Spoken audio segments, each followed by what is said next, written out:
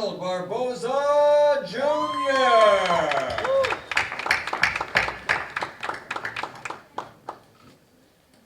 And next, this gentleman will face Devin Haney. His professional record stands at 29 victories, 18 big wins by knockout, only 2 defeats. The former super lightweight world champion, the Jaguar, Jose Carlos Ramirez.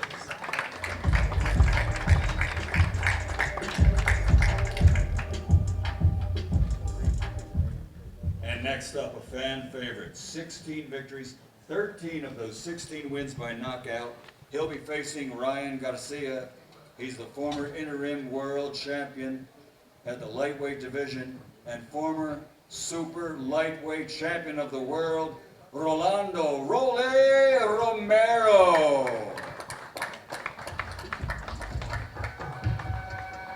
And now a hometown boy from Brooklyn, New York, a 2-division world champion, 22 fights, 21 victories, 13 wins by knockout with only 1 defeat. He is the reigning and defending WBO Super Lightweight World Champion, Teofimo, the Takeover Lopez. Hey, you heard that, Africa? He said Brooklyn, baby. He said New York. Hell yeah. My swag like it. My swag like it. And next up, also a 2-division world champion with 31 victories, 15 KOs to his credit. From fighting out of Las Vegas, Nevada, USA, the former undisputed lightweight world champion and the current WBC in recess undefeated super lightweight champion of the world, Devin, the Dream Haney.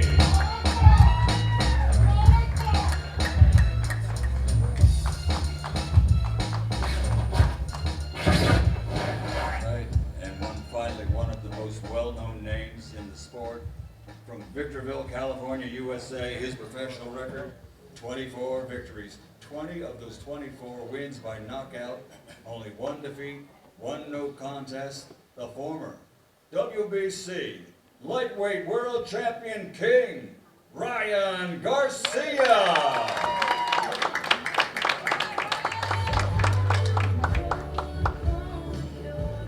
So ladies and gentlemen, at this time, let me turn this over to our host for the press conference, the editor-in-chief from Ring Magazine, Mr. Douglas Fisher.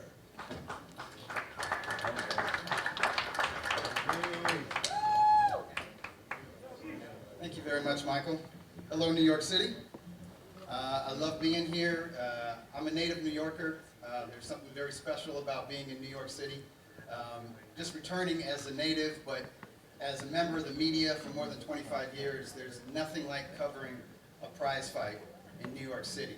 Now, normally it's at Madison Square Garden. In recent years, it's in Brooklyn at the Barclays Center. But for this card, it's something very different. It's something that has never happened before. It's visionary, and some would say it's crazy because they start thinking about the logistics of it. Well, how does that work? Times Square. They're just going to build a ring there, and are they going to block stuff off? And what about the foot traffic and all of that? And are they going to show it on the screens, or how is this going to work? And I would just say, stay tuned. Just watch. It's going to happen. The folks who are putting this together, they're a little bit crazy, but crazy in that good way, in that they think outside the box, and they're willing to try new things. And I think that's very important in boxing right now. And I'm beyond pleased. It's more than a pleasure. It's really an honor for the Ring Magazine to be able to present this great event in association with SNK Games. With Ring Magazine and myself, you've got the establishment, you've got the record of boxing, you've got the historical publication of this sport that goes back more than 100 years. And with that recognition among hardcore fans and definitely fans of my generation and Mr. Buffer's generation. But there's potential fans out there that are under the age of 40. And I really think with associating and presenting this event with a game, I'm old, so I want to call it a video game, but Fatal Fury, City of the Wolves, I really think that we can grab the attention of a younger generation, and putting it in Times Square, I really think we can just grab the attention of people outside of boxing. That's something that's been missing. That's something that we need. It's something that used to happen back in the day when I was a young fan. People who were not fans at all of boxing, they could just be flipping through the channels, and they would see boxing on the nightly news. They would see boxing on free television. They would see boxing, great fighters being interviewed on Good Morning America or whatever the morning talk shows were. So if they didn't think they were boxing fans, they got pulled into it. And I really think that having this fight take place in Times Square, we're going to get casual observers who may not know they're boxing fans. But boxing has a way of pulling people in, and once that bug bites you, you're bit for life. And people here know about this because we're all real fans here. And so you guys know that these are real matchups. Sure, you can argue there's an A side and there's a B side. You could argue, well, there's odds favorites, or there's fighters that you know, the industry of boxing wants to see win. The fighter on the opposite side of the ring that are going to be fighting Ryan Garcia and Devin Haney and Teofimo Lopez, they're not just coming to win. They, in their hearts, they know they're going to win.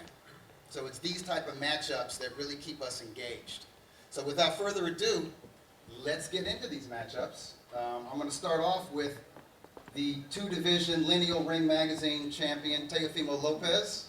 Lopez, I like what you have on there. What inspires this right here? Is this like the Warriors or something, or what? West Side Story? I think, hey, well, first off, let's say thank you to God. All praise be to Allah. Truthfully, I think that all these things come together, and that's really why we're all here. So we're here to create big fights, and this is what it's all about. You know, I just want to thank everyone that's partaken in this, the zone, truthfully, the ring as well, me carrying it, and Fatal Fury. Let's get it going. So to that, just balance, man. I'm here to bring and restore balance to this 3D dimension world, and you know, just take over again, like I always do. Times Square takeover. Teo, Arnold says that you've been avoiding him. He's wanted this fight for a long time, probably since you first stepped up from lightweight to junior welterweight. He's wanted this fight. Why hasn't it happened until now? Why hasn't it happened till now? I mean, look, I'm just focus on fights, man. Just focus on big fights. I don't think Barboza is that type, but you know, His Excellency, they asked for the fight. They think that it's a great fight, lucrative fight for this card, and you know, hey, what can I do? When it was first brought up to you a couple of years ago, when both of you guys were top ranked, were you thinking that he hasn't achieved enough, or he doesn't have a big enough name, or what was the reason? Look, I think like stylistically, he's a strong fighter, strong Mexican fighter. I mean, you know, we've seen those in the past and everything. I just think that I think it's just the way Top Rank. I mean, Brad Jacobs is here alongside with me. I mean, he could probably give you guys more detail. And in that form, I don't think that he had that eye. All right. Before we talk to Brad Jacobs, let's talk He's to 32. Arnold Barboza. Hold on, wait, but like he's 32-0. He just got an interim world title. At 15 fights, I got my first world title, and I won it at Madison Square Garden, and then became undisputed at 16 fights. Like, and I'm only 27. Like, how old is you? It's been a long time coming for Arnold Barboza. 32-0. How come it took so long? You still didn't, hey, you didn't give a fucking right answer, bro. You still like you beat around the bush when they said how come you didn't accept this fight back then. Like, to be real, I think it's time. Hey, you know what? Hey, you know what? Shout out to Top Rank, bro, for cutting the umbilical cord off and letting your ass crawl finally. But I never fucking actually had like, that. hey, bro, you want to wolf and talking like you're big and bad, bro, fighting an injured Loma and injured jailer, bro, like I'm the yeah, bro, come on, yeah, crazy. Listen, I'm Ring, right?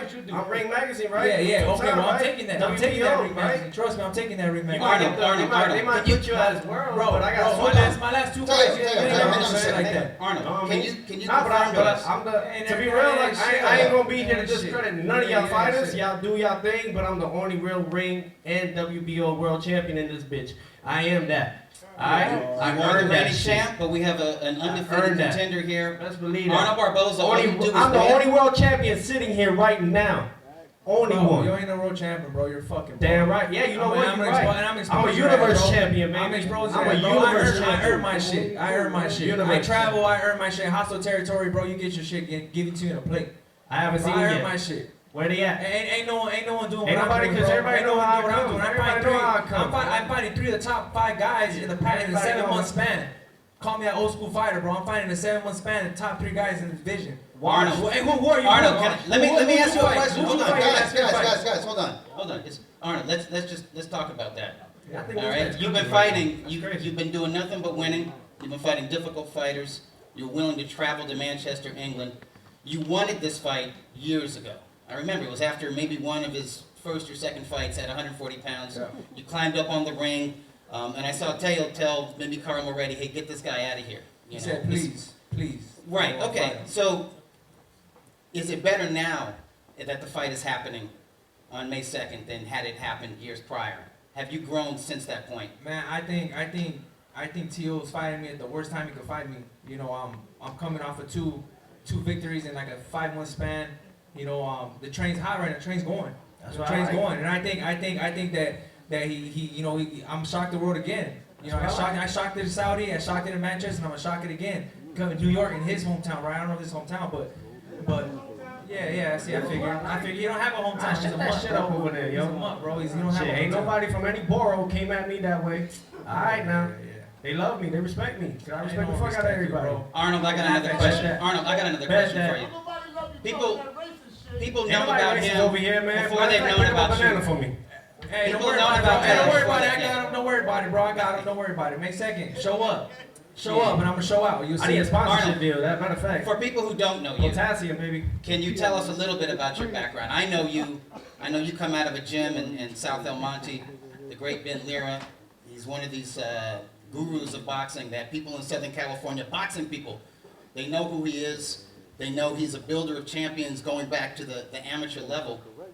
I know the people that you're involved with. I see you at the developmental shows, the club shows. There's nothing but respect between you and the fans and the boxing people of Southern California. But for folks from outside of Southern California, what makes you you? What makes you special? Tell us about that hard cloth that you were cut from. Yeah, man. You know, I grew up in the city of El Monte.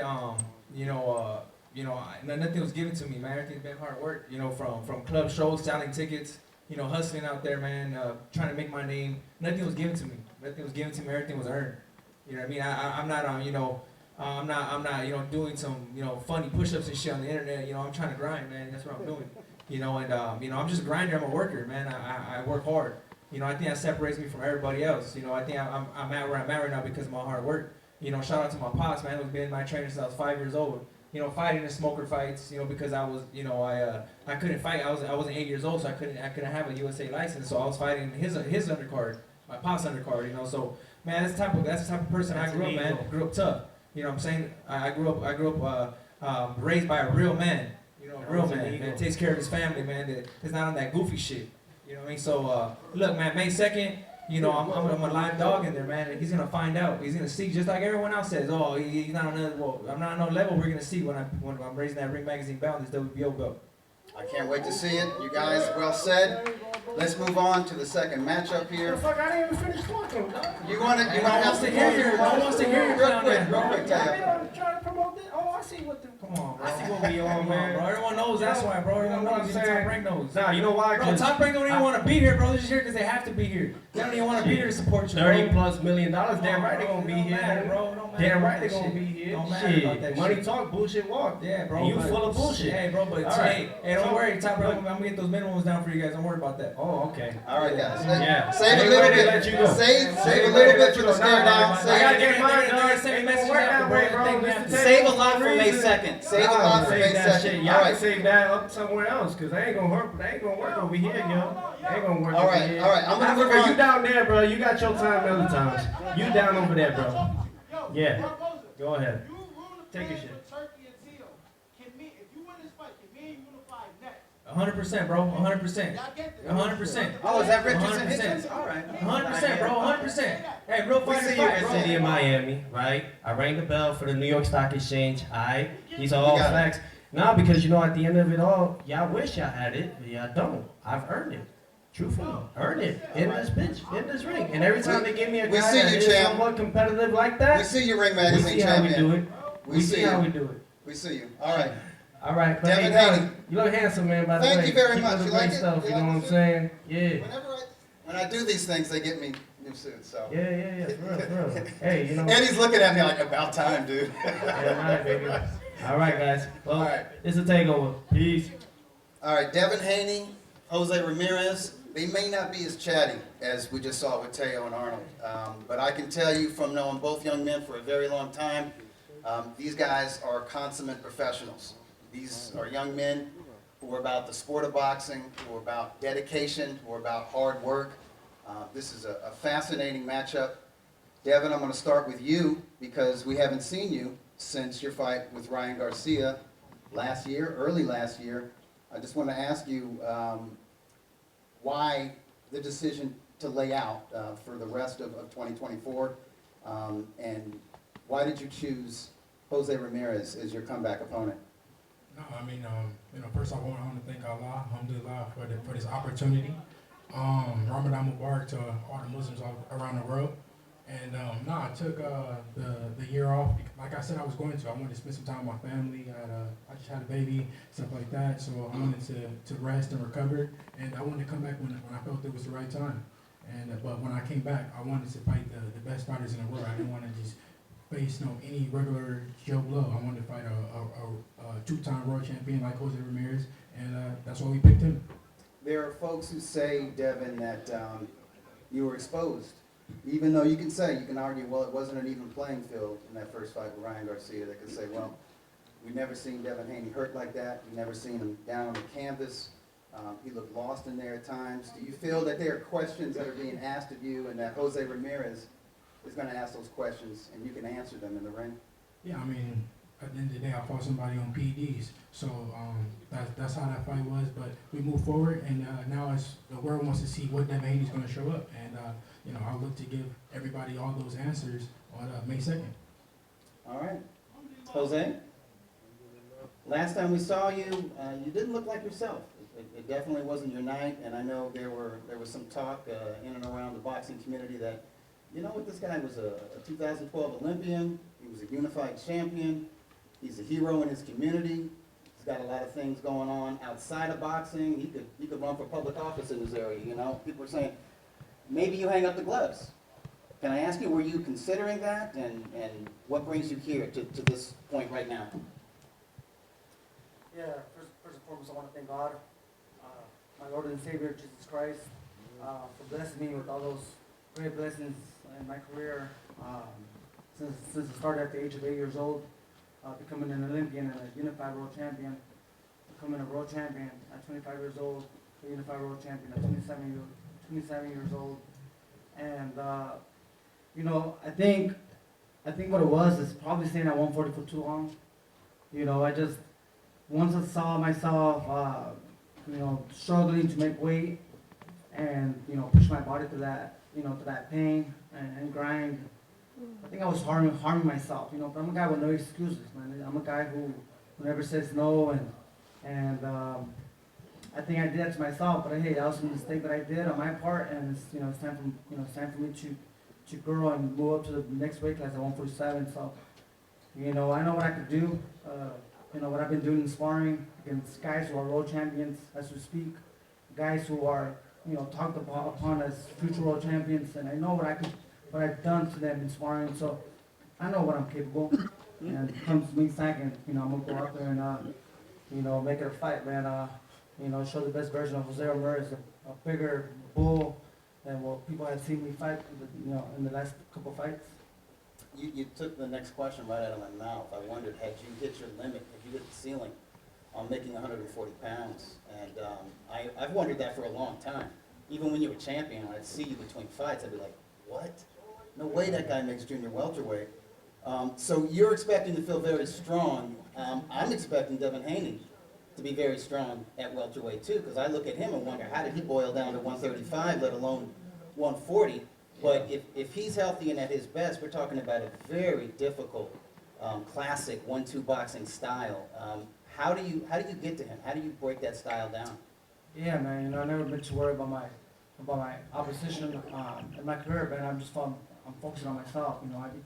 I became the best boxer at lightweight in the Americas, you know, becoming an Olympian, you know, beating guys with different styles, you know, different sizes, different skills, different speeds, and I think people must underestimate my speed and power, you know, but, you know, I'm ready to put together, man, May 2nd, and, you know, you thought I was strong at 140, you know, just watch me at 147. I'll never underestimate your power or your heart and dedication. And nobody should underestimate your skills. You're a very good technical boxer. Devin, same question to you. Was it time? Was it overdue to move from 140 pounds to 147? Are you finished with junior welterweight? Yeah, it was definitely time. My body just was maturing. 140 was hard to me. I was there. I felt good for one fight, but in the second fight, I didn't feel as good. Yeah, no, 147 is time. All right. I can't wait to see this fight. It's a brilliant stylistic matchup. You got the stick and move boxer, beautiful jab against the quintessential pressure fighter who has underrated skill and technique. All right, let's move. I'm not going to call it the main event because this is a true triple header. These are true co-headlining bouts. All three of these matchups could headline major arenas anywhere around the world. So let's move to the main event. Ryan, I'm going to start with you. Everybody talks about the grudge between you and Devin Haney, but feels like there's a grudge between you and Rollie Romero here. And I seem to remember years ago when you guys were prospects at lightweight. You might have been at junior lightweight at the time, as a matter of fact. There was a lot of talk about a sparring session, and there was John going back years ago between you two. Can you talk to us a little bit about that? I think we sparred about 8 years ago. It was a little rough sparring, I guess, but we continued to use that sparring to kind of boost up his career. Credit to his point. But I don't have no bad blood to him. I'm here to do my job and set up that rematch. But I'm not overlooking him at all. I know that he's going to come to fight. It's a big opportunity on the main stage, so I got to be sharp and prepared. I was interviewed last year, I think it was Ellie Sackback, and he brought up this matchup. And he said, well, who do you like in it? How do you see the fight? And I said to him, whoever lands first has a huge advantage immediately. It's like a lightning bolt left hook and a bomb of a right hand with Rollie Romero. Rollie, let's turn it over to you. That sparring session, it seems like Ryan's saying that you were kind of clout chasing, calling him out back in the day, but I think that's what young fighters do. But you do more than just talk on social media. I know you're a good interview. You move the needle. You got personality, but you're a former junior welterweight champion, and you've done a lot, even though you didn't have that extensive amateur background like everybody else up here has. I mean, if I was cloud chasing, he would have had cloud. He didn't have cloud at that moment. He didn't have anything. So, but it's just sparring. We're gonna see in the real fight in the ring on May 2nd, and we're gonna make it a big fight. We're gonna make it one of the biggest fights in U.S. history, and that's for sure. Rollie, I want to stay with you. The other guys, they've moved up in weight. We're talking about Devin and Jose Ramirez, and they had sort of hit their limit, making 140 pounds. I used to look at Ryan, and I used to look at you, and just wonder, how do these guys make 135 pounds? The fact that this fight is taking place at welterweight, does that suit you? Is that better for you?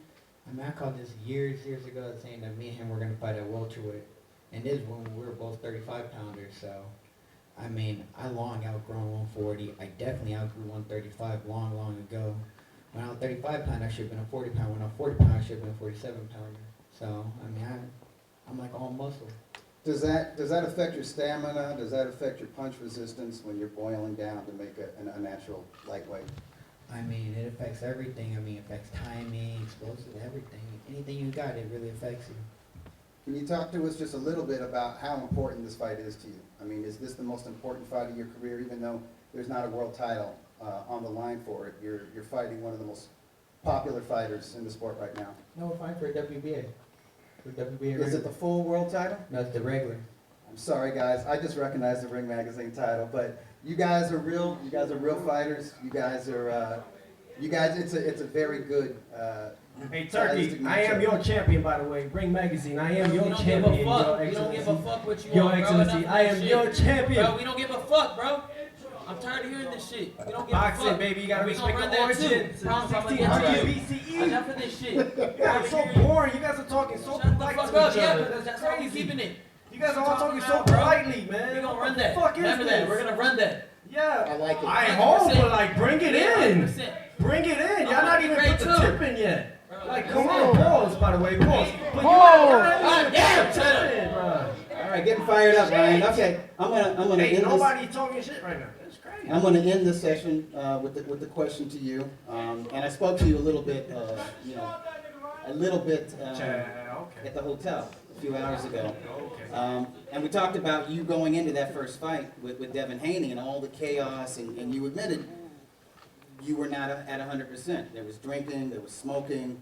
You could have been in better shape, and you told me you got that out of the way. You're not drinking and you're not smoking. Do you have a renewed dedication to boxing and a renewed vigor for boxing? Because you're going to be fighting Rollie Romero, but I feel like you got Devin Haney in your sights, and it looks like you've got Teofimo Lopez in your sights. Well, yeah, I mean, I want to be great. I've always wanted to fight the best fighters in the sport. As far as, my problems outside the ring, I've always had those problems. I mean, I don't know who else struggles with stuff like that, but that's just something I was struggling with. And, I want to just show everybody that you could come back from anything. And I want to show my dedication to the sport and just be a true professional. I admit my wrongs, and I don't want anybody to, take my actions of drinking and smoking before the fight and try to, think that's a way to handle yourself as a professional. So I came here to change that, and this is my first fight to get respect back and then prove everybody that it wasn't a fluke, and I'm ready to do it. You inspire us all, Brian. I like it. You can always come back. It was like that. Redemption can be found in the ring and that path to the ring. So I love that, and I love the professionalism. I actually like the laid back, Ryan. You're a cool guy. You could be a cool guy. You could be a cool guy. All right. So before we stand you guys up for the face-offs, we're just going to get some final remarks from our esteemed guests here. Let's start with Rick Reno, COO of Ring Magazine. Yeah, I just want to say, we have 3 dangerous fights. Everyone knows that it's the big elephant in the room. If Ryan and Devin win their fights, they will most likely go into a fight in the fall. I know Jose and his team have said Devin's never getting to that fight. I know Rollie and his team have been saying they're never getting to that fight either. On the other side. No, I did not say that ever. My bad. They can fight after me. I don't really give a fuck. And obviously Tio is in a real dangerous fight. He's going to be defending the WBO title, the Ring Magazine title, against the mandatory challenger Arnold Barboza. Arnold is arguably on one of the best runs at 140 over the last 12 months.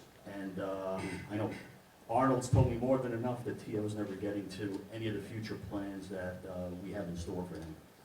Man, just like all the other promoters had plans, we broke them, so we're breaking this one too. And we could have, staged this event anywhere. We could have put it in any venue in New York, any venue in LA, any venue in Las Vegas, and it would have sold out. We wanted to do something special, something iconic, because we would have put this any other venue, any other location. It would have just been a really big event with 3 great fights. We wanted something that, like 25 years from now, people would look back and say, "Oh my God, can you believe they staged that crazy event in the heart of Times Square?" Even for the 6 guys up here, they could tell their kids, their grandkids, decades from now, I fought in Times Square. Not that I fought in the Garden or Barclays or the MGM. They could be the first 6 guys to say, I fought in the heart of Times Square with this collaboration that we're doing with SNK. So we wanted something that would create, when we started doing these Ring Magazine events and putting the stuff together, we didn't want to do the same cookie cutter type of events. No offense to my promotional partners up here, But we wanted something that, like Doug had mentioned, that was out of the box, something that people would think was insane. You know, when we first got this concept on paper, everyone thought it was just, we're just talking. You know, it's never going to happen. How are these guys going to do it?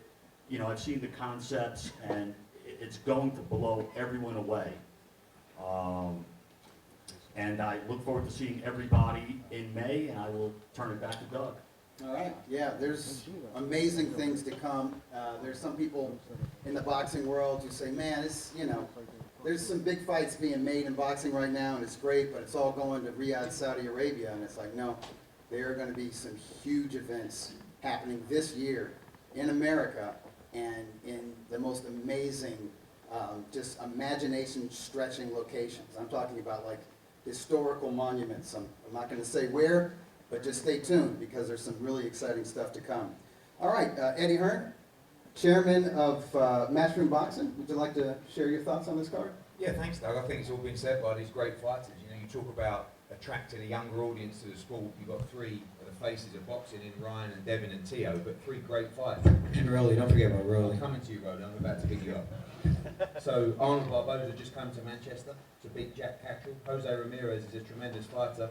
And this guy, it's the first time I spoke to him. He seems very focused. I think he's a great fighter as well. So His Excellency has great plans, and people keep asking the question about where is boxing going?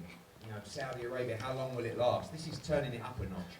Because with SNK and Fatal Fury and Ring Magazine, the other thing that you didn't mention is 6 days before, you've got 65,000 people at Tottenham Hotspur Stadium, the MAY2 bank. That's the first Ring Magazine SNK Games presented event. And that one, of course, is in front of 65,000 with a huge gate. Yeah. And when His Excellency said about doing Times Square and shutting it down, the first thing any promoter would say, what about the gate? But there's a method to the madness, it's a vision, and it's raising the profile of the sport so that everybody will tune in to the madness of closing down Times Square. The fights are the fights, and they're tremendous fights, and it's the right demographic to drive that audience, but the fascination with the concept of what he's doing and where he's placing these fights is going to make this a huge, huge draw on the night around the world. And you know, I'm baffled by the plans. I know, you know, you were talking about other plans and locations. I've never seen anything like it, and I think we should all just realise what a good place boxing's in at the moment. And you know, the famous words of thank you to His Excellency gets bandied around a lot, but really the vision that he has, and not just him, but you guys at Ring Magazine and the team. You've never seen anything like this. Operationally, this is one of the biggest jobs that's been done in boxing, to close down this area for our sport. And right now, there's never been a hotter time for the sport of boxing. So good luck to all the fighters, and great to be working with Oscar and Brad and all the promoters coming together to just continue to change the face of boxing. And that's what's happening right now. This sport is on fire, and this is going to be another huge event in 7 days. Venue Bank, Fatal Fury, SNK, Times Square, and of course, don't forget moving into the Canelo event in Riyadh season. What a time for boxing, and it's only just beginning. It's good stuff. When young fighters, and we have young fighters here, when young fighters are willing to challenge themselves, and when the promoters are willing to work together, nothing beats boxing. Brad Jacobs, you represent Top Rank, and that's the oldest venerable boxing promotional company in the world, really, since the mid-'60s. Obviously, Top Rank has been involved, and you yourself, during your Hall of Fame career, you've witnessed a lot of very interesting boxing events. What are your thoughts on this card? Yeah, thanks, Doug. Appreciate it. Certainly, like you said, I've been involved in a lot of huge events, but nothing like closing down Times Square. I mean, it's incredible. It's a testament to the fighters here on the day. It's a testament to His Excellency and you guys at Ring Magazine. So we're just looking forward to it. The bottom line is Teofimo, not only a great fighter, he's a showman, and he's going to prove that and steal the show on May 2nd. All right. I know that's right. I know that's right. This takeover, Times Square takeover, you know it. Oscar De La Hoya, the founder and chairman of Golden Boy Promotions. Thank you very much. Thank you for being here.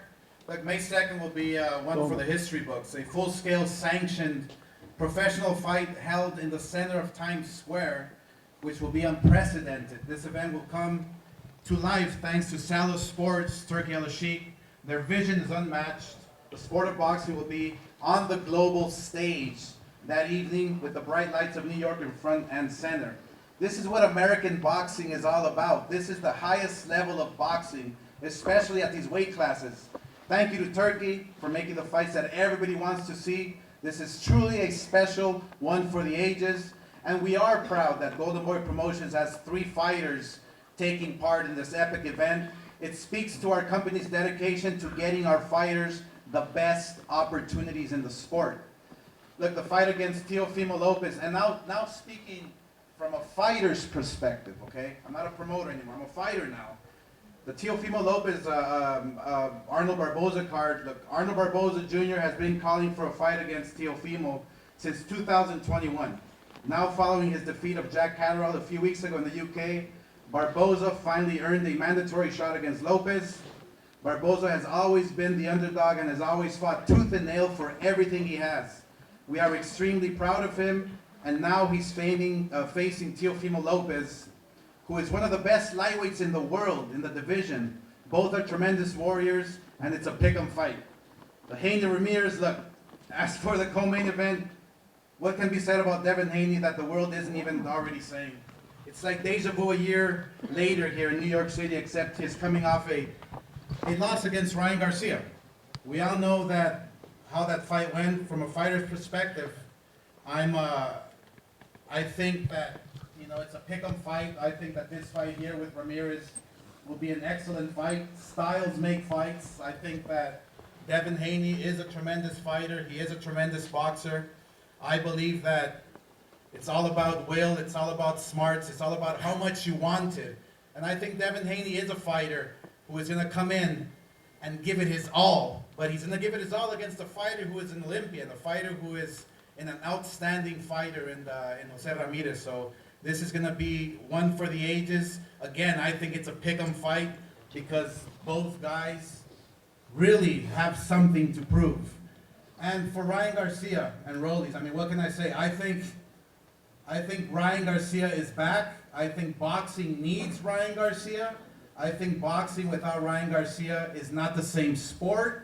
I think him facing Rollies is going to be exciting. It's going to be one of those fights where you just don't want to, you don't want to miss it because look, Rollies throws bombs.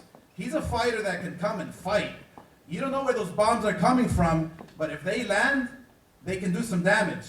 And Ryan Garcia, look, he's coming off, it's going to be about a year now. He's hungry. He's hungry to get on top. He's hungry to be world champion.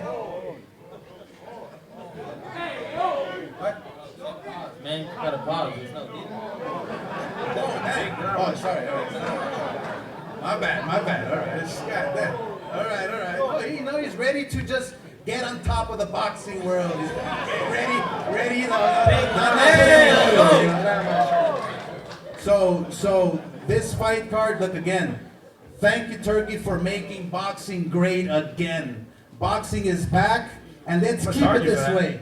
I'm glad we're working with Eddie Hearn. I'm glad we're working with Top Rank, but let's keep it this way and make the big fights happen. Yeah, charge her for that. Thank you. All right, well said, Golden Boy. All right, Rick, Oscar, Brad, Eddie, thank you for those final remarks. And now we're going to set up for the stare down. So Ryan, Jose, Arnold, you guys move to this side, and Rollie, Devin, Teo, you move to this side, and we'll treat you all to the stare down. Thank you. My name is Doug Fisher, editor-in-chief of Ring Magazine. Thank you for allowing me to host this special event.